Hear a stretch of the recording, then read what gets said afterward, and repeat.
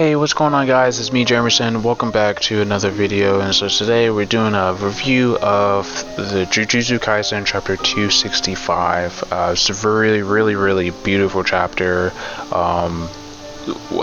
Honestly, it's been honestly, it's well deserved, well waited for. It's something that I didn't really expect that I needed for slow anti-Sukuna squad arc for this final arc against Sukuna. And so I'm not sure most of you have already read it up to this point, but it is definitely different from the usual chapters that we've been experiencing from Jujutsu Kaisen, where it's just been non-stop fighting against Sukuna. These last couple of chapters, this pretty much has been Yuji'S Kaisen, where Yuji has stepped up and become the MVP and just wailing on and showing up on his uncle, Sukuna. And pretty much Yuji has transported him and Sukuna, who is now in his Yuji Kuna body form, to a version of Yuji's hometown, which is Kitami City. Hopefully I pronounced that correctly, which happens to be Gege's hometown. And Yuji, doesn't really understand how he's done it, but he's done it just so he can speak with Sukuna. And throughout this chapter, you'll see Yuji take Sukuna to different locations that's important to Yuji's childhood.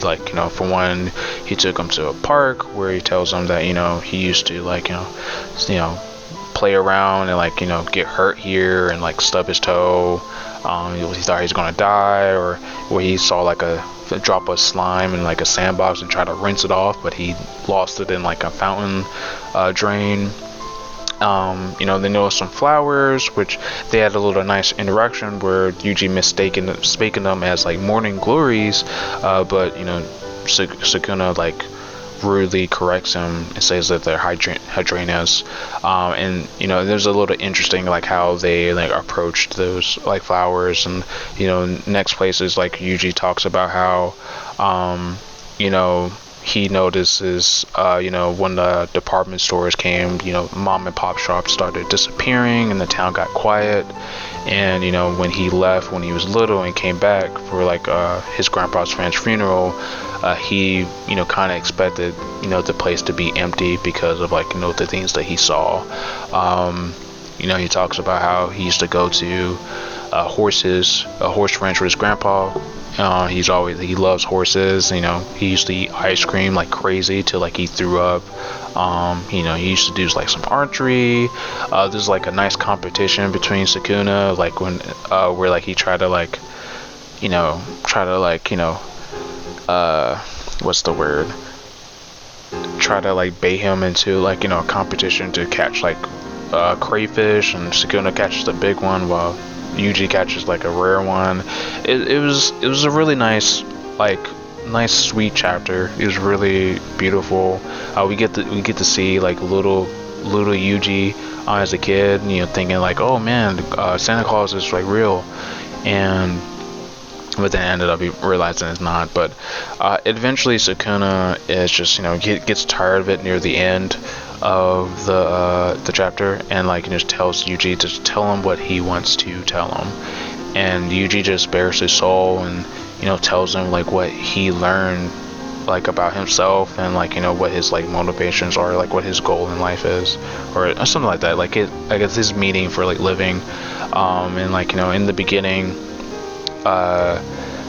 he this speech that he does is accompanied by pictures of all the people that's been important in his life that have died.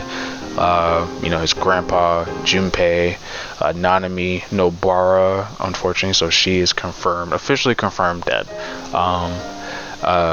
Chozo and Gojo, those characters that have influenced his life, they are officially confirmed dead now.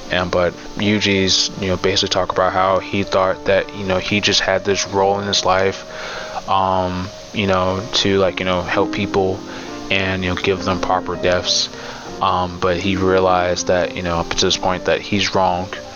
And he talks about the little things, like no matter what you do, whether you eat, sleep, shit, you have a family, walk your dog, whatever, like those things are like important, and those are like no matter how small, even if like those parts of you like don't exist anymore, or they exist in like small fragments, there's some value in that, because that's there's value in that life. And what he hates about characters like Mahito and Sukuna is that they see those people with like those values, and they just throw it away like it's nothing, like it's trash and doesn't mean anything to him.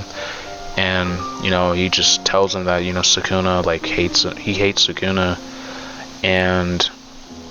and it pretty much he just wanted Sukuna. The reason why he's brought him to this place, to his home, and told him like all these stories, is to let him know, I'm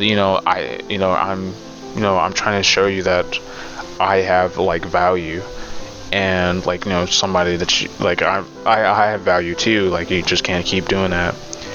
And Sukuna just tells him, hey, like I don't feel anything at all. I understand what you're saying, but all this is crap to me. And just like Yuji expected the town to be like empty when he came back, is that that's how he feels about like this whole thing. He doesn't feel anything at all. Like it is what it is. And like Sukuna just continues like to insult him. It's like dude, why are you doing this? Like this is like, you're being a coward. Like you told me like you always had this hate for me, but you're just like going out like this in the end. And then Sukuna just all of a sudden have this sudden realization that like, are you pitying me? Are you showing me compassion? And then Yuji, with like the coldest look in ever that he had in this series, just looks at Sukuna and tells him, yes, I am pitying you. And then gives him an ultimatum. Sukuna, I can kill you. So you can release Megami and come back to my body, and I'll spare your life, or I kill you. And then Sukuna gets so pissed, like you can see it in Gege's drawing, that this man is pissed, and like he's just, this man Sukuna vows to not only just rip Yuji to shreds, but before he does that, he'll kill everybody that he finds so valuable. And that's where the chapter ends. And then there's going to be a break next week, because of some holiday. But man, this chapter is so good. It's paced really well. We got a like backstory on like Yuji. There's a lot of like a lot of symbols in here that you probably have to pick up, like for instance, like as like Yuji is taking a tour with Sukuna throughout like the city, we're experiencing the different seasons, like summer, winter, fall, and spring being the last one, because Yuji is like born in the spring, I believe March 20th. So like it's kind of like a whole rebirth thing, and I know spring is kind of like rebirth and stuff like that. So it's like this is like a whole new Yuji and stuff like that that's happening right now. There's like an interaction where Sukuna and how like when Yuji and Sukuna, they notice like some flowers, and like how they interact or talk about those flowers is like interesting. Like Yuji is just he's like he's just experiencing the flowers because of the flowers, looks beautiful, while Sukuna is just like just more exact, or more cold about the whole thing. And Yuji is like constantly trying to connect with Sukuna, like he's constantly trying to like engage with him. And like when he thought that Sukuna was into flowers, oh wait, maybe like you're into it or something like that, but he's not, because he saw like he remembered from Megami's memories. Yeah, it's really, really interesting. And yeah, this is like, I don't know, it's just not enough words to like describe like how I feel about this chapter. It's like you really have to like think about this. It's not like the usual chapters that's been happening where it's just constant fighting and fighting, but this is the more this is the Think Piece chapter. This is a nice like break from it, and I feel like the series has culminated up until like for this chapter, for like Yuji to like grow as like a person, to realize that, you know, his way of thinking is like wrong, and he is honestly the antithesis, or I think I'm using that word correctly, of like everything that Sukuna is, where like Sukuna sees everything as a role, like, you know, he sees everything as a role, everything has its own purpose in life, like, you know, he used Megami to like become like, you know, to get the world dimensionally slash, and you know, he used Monkey to like, you know, have like a sorcerer with and a non-sorcerer like fight against each other and stuff like that, and it's just so crazy. And then that one page where Yuji is like giving him an ultimatum, telling him, I can kill you, just straight up. It's just so good. It's just this chapter is so good. It's so good. But yeah, that's all I have to say. Thank you guys so much for listening to me talk about Jujutsu Kaisen chapter 265. Check out my my other chapter reviews, my other Jujutsu Kaisen, my other anime. I got like a video about the best anime Big Brothers in the series. My favorite stuff, talking about Dan to Dan, really good last chapter, cliffhanger he left off on. But thank you guys so much for watching. I really do appreciate it.